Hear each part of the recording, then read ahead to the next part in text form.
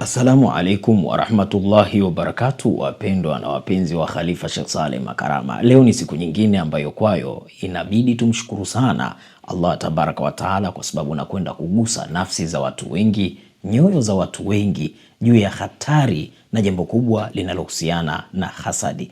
Hatari ya hasadi ni jambo ambalo mtu anakufanyia papo kwa papo. Haina haja akashike uganga, haina haja aende kwa mtaalamu akakuroge kukuharibia mambo yako, isipokuwa pale anapokuwa anakuja na kuitazama neema aliyokujalia Allah tabaraka wa taala. Hata kama neema ile ataisifia, hata kama neema ile ataitazama kwa kuitunuku, si chuki, ameitazama tu kwa kuitunuku, kwa kuipenda, lakini namna ambavyo atakavyokuwa ameitazama kunaweza kukazalika kiumbe ambacho kiumbe hiki kitatoka katika kiwiliwili chake, macho yake, na kuivagaa biashara yako, mwili wako, shughuli zako na mambo unayoyafanya, kiasi ambacho yanaweza yakaharibika. Kwa mfano, unaweza kuwa umetoka nyumbani, umevaa vizuri, umejipulizia perfume na unapendeza kwa uzuri wa perfume inavyotoka, yani ile harufu yake wewe mwenyewe unajisikia kwamba ni perfume ya gharama kubwa. Lakini ukitoka na kwenda kwa jamii iliyokuzunguka, cha kwanza hawasikii harufu ambayo wewe ulikuwa una feel, watu wahisi kwamba umejipulizia perfume ya gharama. Inaweza ikawa hata ya milioni 2, milioni 3 mpaka milioni 1. Zipo perfume za hivyo zipo. Lakini unajikuta kwamba lile ulikuwa unalitarajia sana sana, mtu anaweza kapeleka hata uso wake pembeni au pua yake pembeni, kwa maana anakerwa na kile kinachotoka kwako. Kitu gani kinachofanyika mpaka wewe ukaharibikiwa? Tega sikio, share kwa wale mnaowapenda. Ahiba linafsi ma tuhibu linafsika.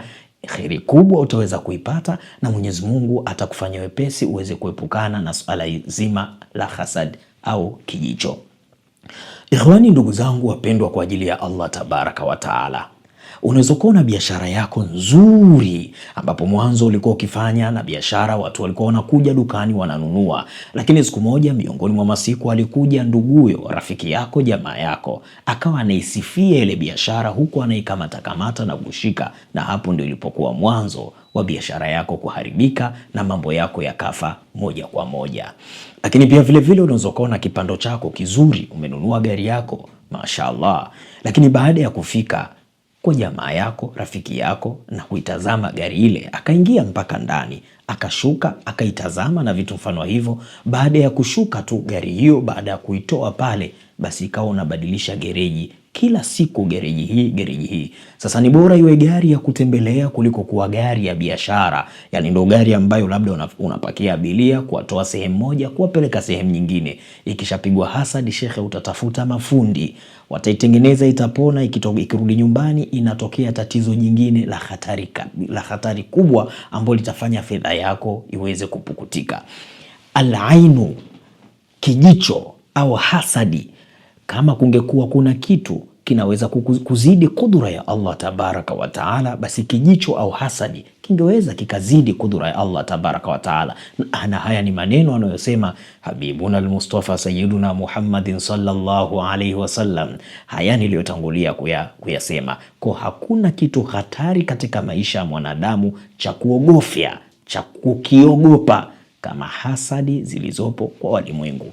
Kabla sijaendelea na kukupeni kisa ambacho kisa hicho utajifunza vingi, je, unamponya vipi mtu anayefanya hasadi? Cha kwanza tunaanzia hapo. Unamponya vipi mtu anayefanya hasadi na unamponya vipi mtu aliyefanyiwa hasadi?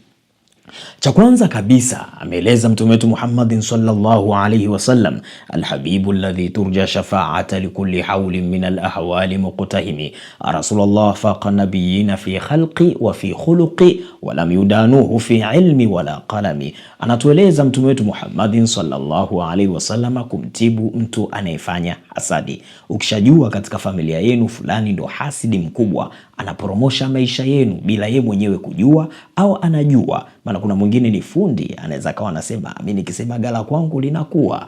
Na kweli, je, muulize huwa anasema yaliyo ya kheri, au tamkuta kazi yake ni kutamkia mambo mabaya tu na vitu vinaharibika? Huyu ni mtu mwenye hasadi na anajijua kwamba mimi na hasadi. Lakini yule ambaye hajijui kwamba yeye ana hasadi ni yule ambaye anatamkia vitu ima kwa kuvisifia au kwa kutaka viharibike, na kweli vinaharibika.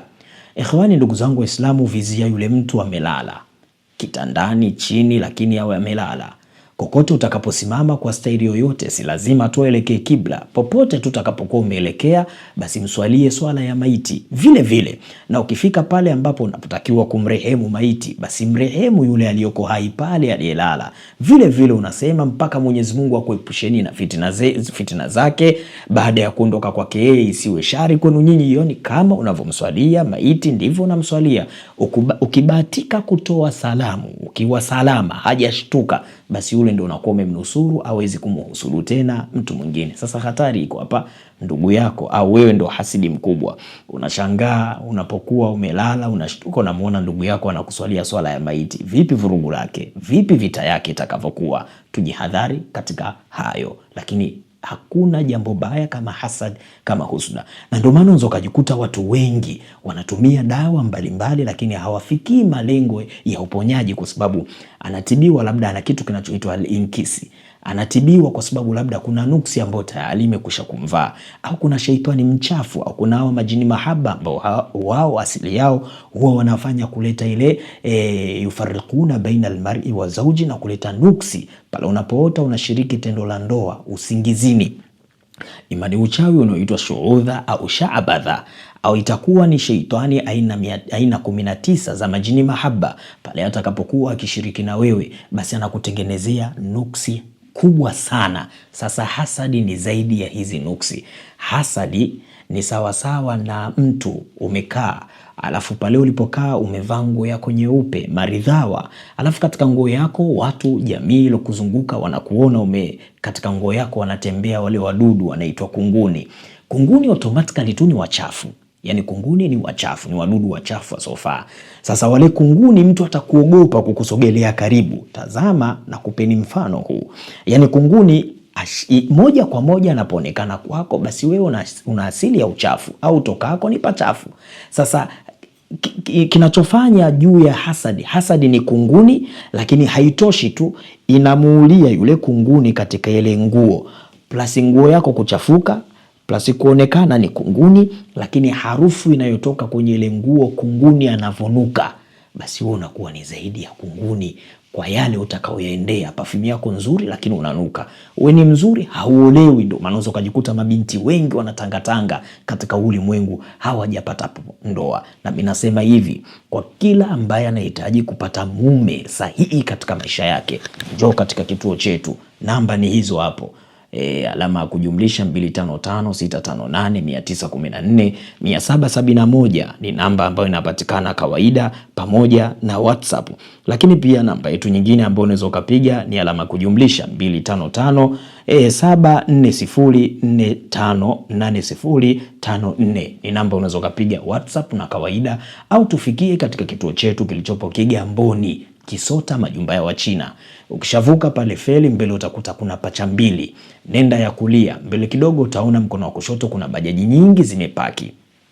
Ulizia bajaji zinazokwenda Kibada. Baada ya kushuka katika bajaji zinazokwenda Kibada, mwambie mwenye bajaji kwamba mimi nashuka njia panda ya Kisota. Ukishashuka njia panda ya Kisota, pale utakutana na bodaboda, waambie nataka kwenda kwa Khalifa Sheikh Saleh Makarama, majumba ya Wachina Kisota. Basi atakuleta mpaka hapa mlangoni, na suluhisho lako tunalo. Suluhisho la kwanza, na hata kama utapitia darajani pia utakuja, utamwambia baada ya kuvuka, mwambie konda akushushe mnadani. Baada ya kushuka mnadani, vuka upande wa pili, angalia bajaji, panda bajaji yako na ukwenda Kibada, shuka njia panda ya Kisota, maelekezo ni yale yale, mwambie nipeleke majumba ya Wachina Kisota kwa Sheikh Khalifa Makarama. Sasa hawa ambao wamekwisha husudiwa, hawa ambao wanataka mvuto, kupendwa, kuonekana kwa watu kwamba wao ni watu, kipindi ambacho tayari umekuwa si mtu katika watu, ukisema ni kama unatukana. Kuna watu hapa wanaonitazama wakizungumza ni kana kwamba wanatukana, hata kama watasema ya maana mazuri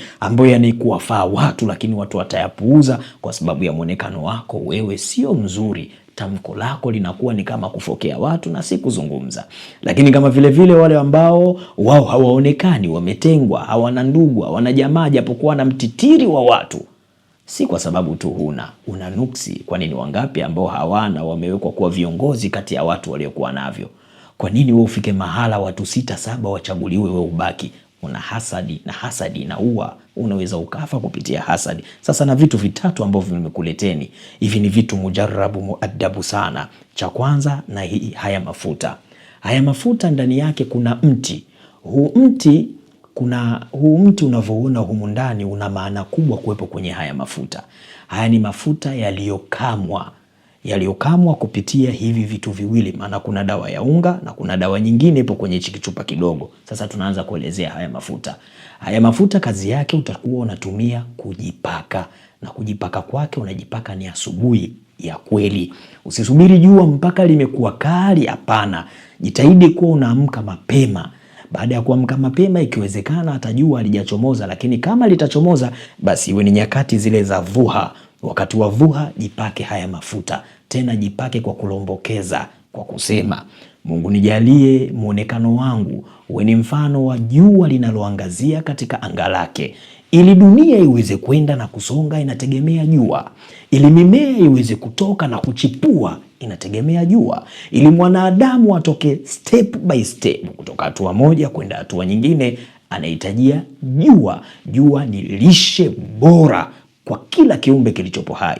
Na siku jua litakapozima ndipo mwelekeo wa dunia utakapoharibika, na ndipo kila kitu kitaharibika, na ndipo mwanadamu ataingia katika maangamizo yake kama sio kufa. Basi wewe mwangaza, uwe kama jua, mtu akuone bila shughuli yake wewe kuwepo, shughuli yake haiendi. Haya ni maneno ambayo unatakiwa kusema. Lakini pia vile vile biashara yoyote utakaoishika, wateja kwako ndo kuwe mwangaza, yani wakimbilie kwako ndo kuna kitu kizuri. Lakini kama vile utakuwa ni mtu ambaye haujaolewa, basi kheri ipatikane, tena uchague wa kuolewa naye. Kama ni mwanaume, basi upate mabinti wazuri wa kuwaoa wenye tabia njema. Hii ni dawa mujarrabu, muaddabu sana, inaleta mvuto, nguvu na nuru ya kipekee. Hii ni zaidi ya mwangaza wa jua katika faida ya maisha yako. Nazungumza kwa kinywa kipana kwa sababu hata mimi Sheikh Khalifa Makarama ndiyo dawa yangu natumia sana. Mafuta yangu ni haya hapa, wakati wa dhuha au wakati wa alfajiri. Lakini pia vile vile umeamka, baada ya kupiga mswaki wako vizuri, chukua kijidawa chako kidogo. Ni vidawa vidogo kwa sababu kupatikana kwake ni kwa ugumu. Wala dawa hizi hazipatikani kwenye maduka ya dawa haya ya kisuna wala ya kienyeji mnayoyajua nyinyi. Hii ni dawa ambayo inatoka mbali sana, baidhi. Dhalika min amba'il ghaibi nuhihi ilay. Hii ni katika habari za ghaibu za siri na kuleteeni. Inatoka kwa mzee mmoja mtaalamu, mjuzi, anajua mambo, na inakwenda kuchimbwa kwa utaratibu maalum. Hii unaichukua, unaiweka pale asubuhi, una mitini yako, una jambo lako unataka kusikilizwa, na ndio maana imekuwa kidogo. Unaitia kwenye mswaki. Baada ya kupiga mswaki wako vizuri, hii unasukutua, unapiga mswaki, alafu unatema. Baada ya hapo nenda kafanya jambo lako. Hii unaipigia mara 2, asubuhi na jioni. Lakini hii dawa ni ya unga, hii inatakiwa kukoga. Hii dawa unakoga, lakini kukoga kwenyewe ni alfajiri ya kweli. Kwa nini ukoge? Unakoga ili muonekano wako, kama kuna kitu kipo ndani ya mwili wako, inkisi imekuvaa itoke. Hii inaleta mwangaza, inaleta ile inkisi iliyokuwa ile kheri iliyokuwa inakataliwa kuingia. Ndo kazi ya hii dawa. Hii dawa ni kuondosha kile ambacho kilichopo ndani yako. Kwa tumeanza mwisho badala kutoka mwanzo. Kwa hii unakoga, hii unapiga mswaki, alafu hii unakuja unamalizia kupaka. Nenda katika shughuli zako, utakuja kunishukuru hapa Kibada. Ikhwani, hasadi ni nini? Huku tukikumbushia zile dawa za mashaitani. Hizi ni dawa zimewasaidia watu wengi sana. Hii ni dawa ya kunywa, lakini hii ni dawa pia ya kurejesha ule uchawi unaitwa kharijia, yani dakhiria na kharijia. Kuna uchawi wa kutoka nje unaoingia ndani. Hii dawa ni mujarabu muaddabu sana. Hii hapa pia ni dawa ambayo unaweza kutumia kuchoma. Hii inaendana na hizi nilizozitaja. Sikiliza kisa hiki. Kipindi cha nyuma, siku za kadhaa huko katika ardhi ya Omani, nilishawahi kupokea simu. Nimepokea simu ya mtu mmoja, alikuwa ni mwanamume akizungumza Kiswahili fasaha kabisa, lakini akionyesha ana shida na ana dhiki kubwa kutoka ndani ya moyo wake. Sikiliza kisa hiki na ndio nakwenda kumalizia darasa yangu. Anasema, shekhe, mimi nilikuwa na mke wangu, au nilikuwa na mwanafunzi mwenzangu. Acha tuanzie mwanzo. Anasema mwanafunzi mwenzangu huyo tulikuwa tukisoma naye hata tukafika chuo pamoja, tukajuana tukiwa chuo. Baada ya kuwa tumejuana, nilimpenda kwa sababu ni binti mzuri, anavutia, muonekano wake ulikuwa unanichanganya na unanivuruga. Maradhi yangu hasa ndiyo yale Mungu aliopachika katika kiwiliwili chake. Kuna mabinti ni maradhi ya watu. Mungu ameweka viungo hasa katika mwili ambavyo viungo hivyo vinawachanganya watu. Kama ni bega pa kwake, sura na pua vimekaa mahala pake, kiuno na vinginevyo vimekaa pa kwake, walfurushi marfua wa aqwabu mawdhua vimekaa pa kwake. Mtoto mwenyewe akitembea, akipiga hatua kulia na mtetemeko la ardhi linatokea kushoto, kiwiliwili kizima. Akipiga kushoto, tetemeko la ardhi. Mwisho wa siku nyoyo zinatetemeka, nyoyo zinakuwa hazina tena ushirikiano, kiwiliwili na moyo. Kuna vingine vinataka kufanya vya ajabu hapo hapo, akili ishavurugwa. Wapo watoto na wao wanajijua na ni wazuri. Je, wewe ni mzuri? Je, wewe unatetemesha roho za watu? Je, wewe mtoto wa kike unakula thumuthri, au ni mtoto wa kike anayekula kwa jasho kubwa na kukata mauno, kuisha kukata mauno tu katika mitandao ya kijamii, lakini unachokipata faida yake ni hasara tupu duniani na akhera, na hakuna chochote. Na kuna mwingine alafu uzuri ni mzuri tu, hata ukivaa baya Mwenyezi Mungu inna Allaha ahsana al-khaliqin. Kuna watu wanaumbwa na Mungu hata akivaa baya ule uzuri unaonekana na mtu anavurugwa, lakini wewe ni mzuri, unavaa kimini, unavaa uchi na watu bado hawakushobokei, watu hawakupendi. Hizi dawa ni mujarabu muaddabu sana. Hii unatumia kukoga, utaonekana mpaka na visivyoonekana. Huyu mwanaume atakayekupenda ataionea hata wivu ardhi unaoitembelea. Anatamani wewe unatembelea tu cruiser, yani usitembee katika ardhi, kwa sababu ardhi anahisi na kutazama jinsi ulivyoumbwa na Mungu. Mashaallah, yeye unapiga mswaki ukisema kauli yako ni amri. Hii hapa unatumia kupaka, wewe ni mwangaza mfano wa jua. Jamaa huyu anasema, nilichanganyikiwa kwa huyu binti. Nilimfuata na nikamapproach na binti akakubali na kupa hatari na ubaya wa hasadi ili zidawa hizi zimate na kokote duniani tunazifikisha.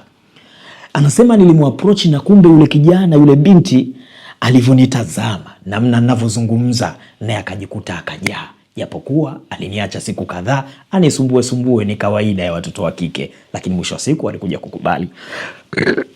Kwa namna ambavyo kwao walikuwa na msimamo juu ya masomo ya huyu binti na walikuwa wanatamani awe daktari, na wote walikuwa wanasomea kombi moja ya udaktari, lakini walikuwa wamepishana tu ile fani wanaochukua. Unajua kuna ile miaka ya udaktari afu na kwenda kusomea uspecialist. Sasa hao walikuwa wapo katika specialist, katika kuspecial katika jambo fulani. Kwa maisha yao wakakubaliana baada ya masomo yao pia wapate kazi. Wakishapata kazi waingie wafunge ndoa. Wapendwa, wanasema Mwenyezi Mungu si athumani.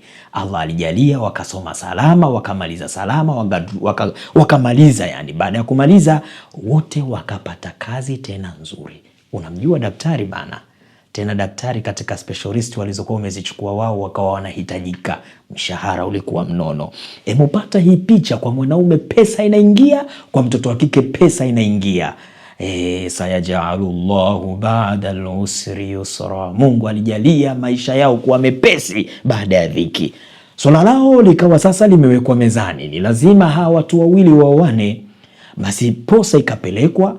Familia ya yule mwanamke, jinsi familia ya mwanaume ilivyokuja, walikubali, maana mzigo ulikuwa mkubwa, fedha ipo.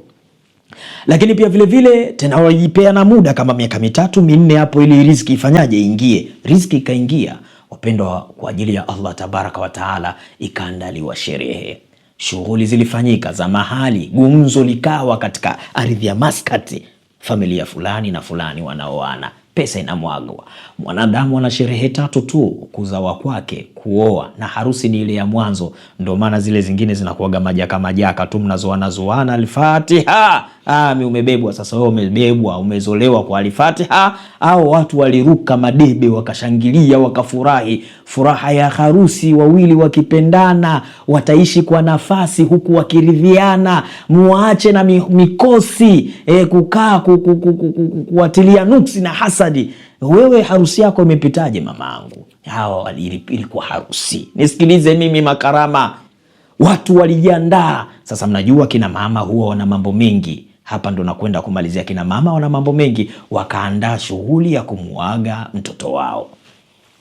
Shughuli hile iliandaliwa, tarehe ilifika, ukumbi wa gharama kubwa katika ardhi ya Maskati ukatafutwa. Ukumbi wakaenda wajuzi na wataalamu wa kuweza kupamba, na ukumbi ulipambwa kiasi ambacho ukiingia unaweza ukasema maisha yako yote yawe sherehe na msitoke katika kumbi hiyo.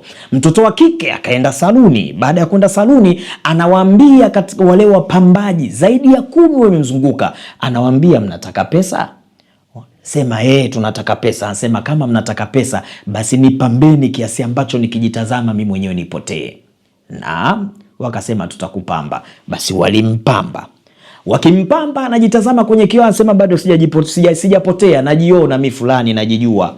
Wanamfuta yale makeup, wanampamba tena. Basi walimpamba mpaka kafikia mahala yeye mwenyewe anajitazama, anasema kweli mmejua kunipamba.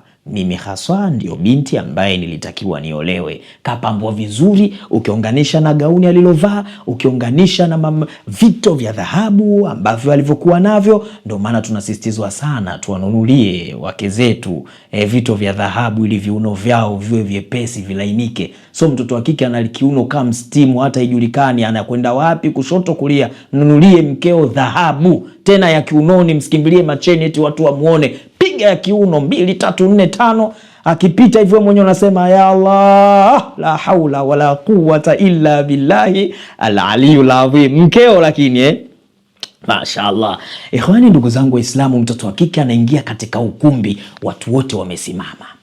Msikilize, hapa ndo kwenye point.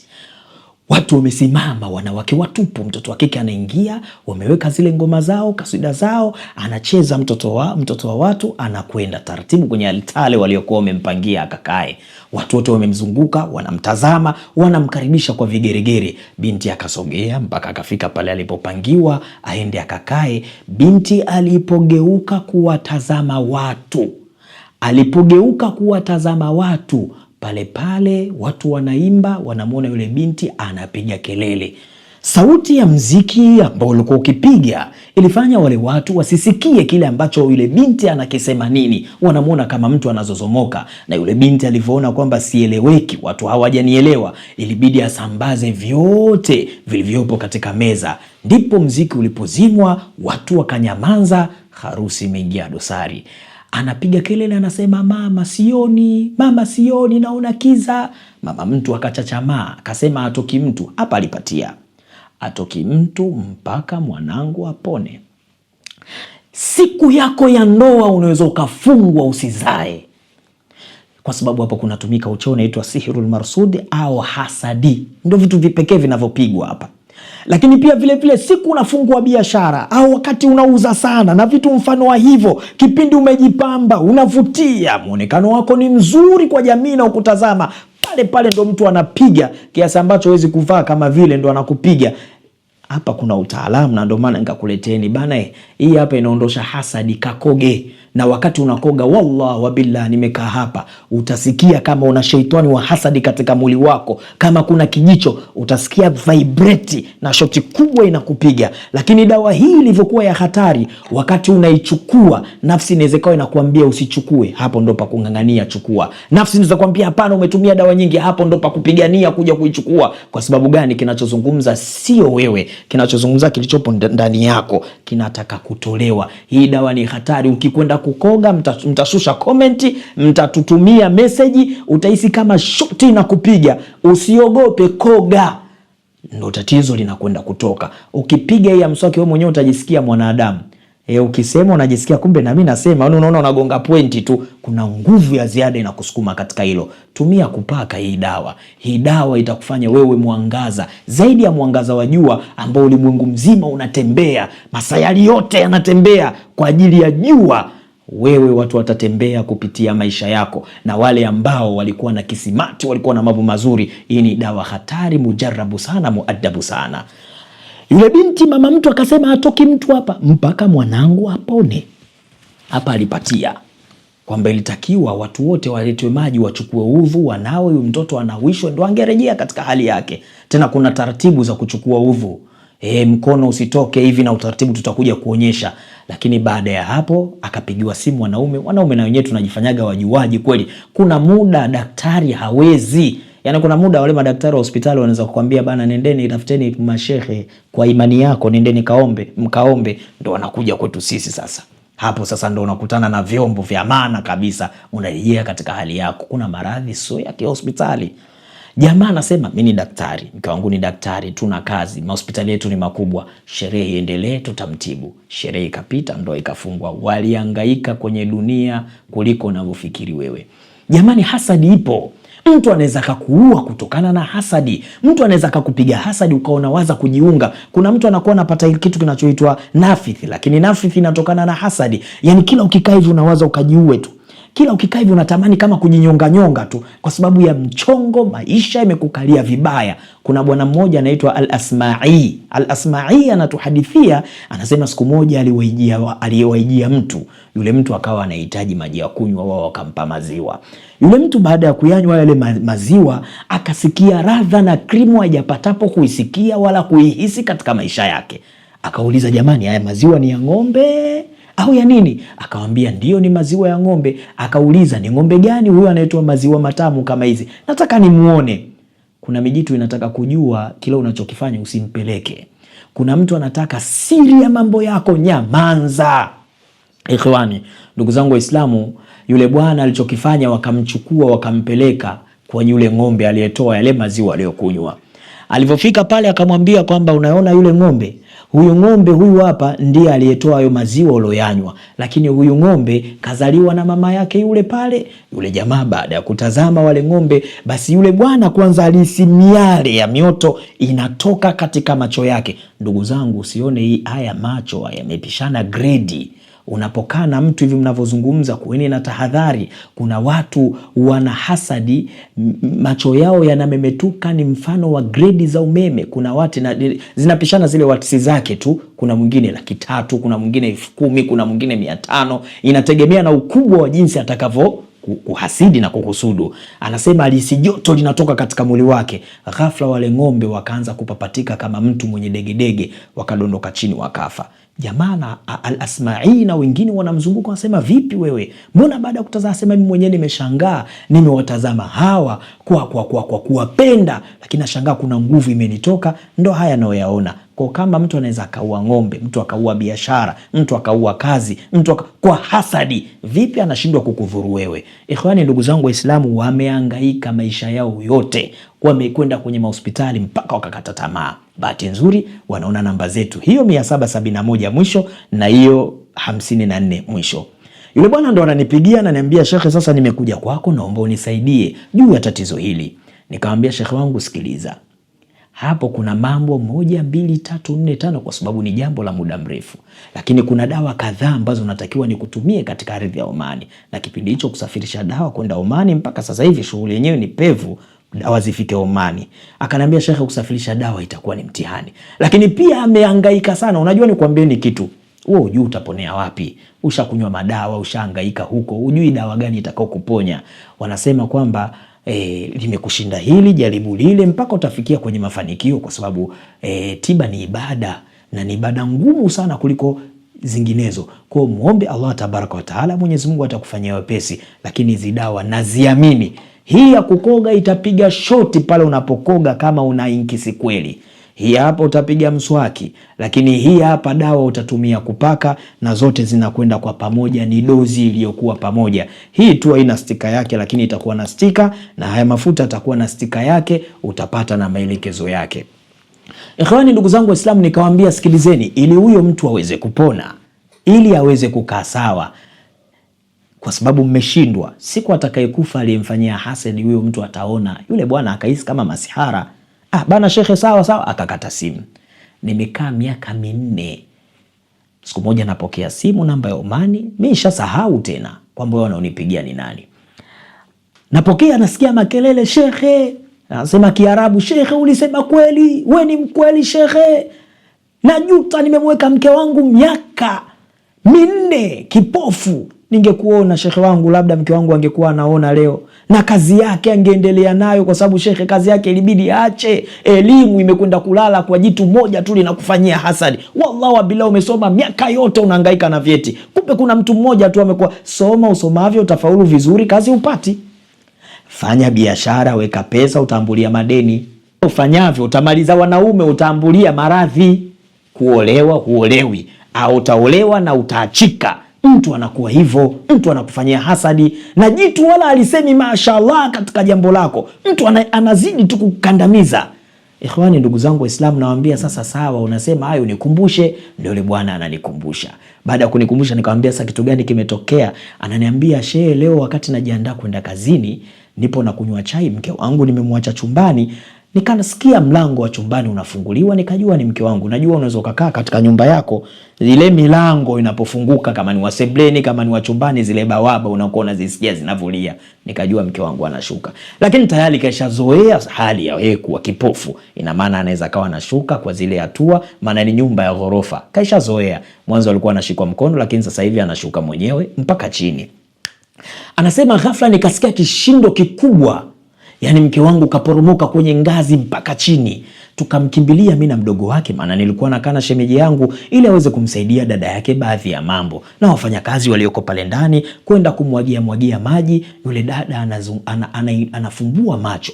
Baada ya kufumbua macho, anifahamu zinamrejea, anawaambia, jamani, naona. Wote wanashangaa. Unaona wewe? Unaona yeye? Kwani ilikuwaje? Anasema nilihisi kizunguzungu pale juu. Kile kizunguzungu nikahisi kama nimepigwa mweleka, ndo nikaporomoka kwenye ngazi mpaka hapa chini.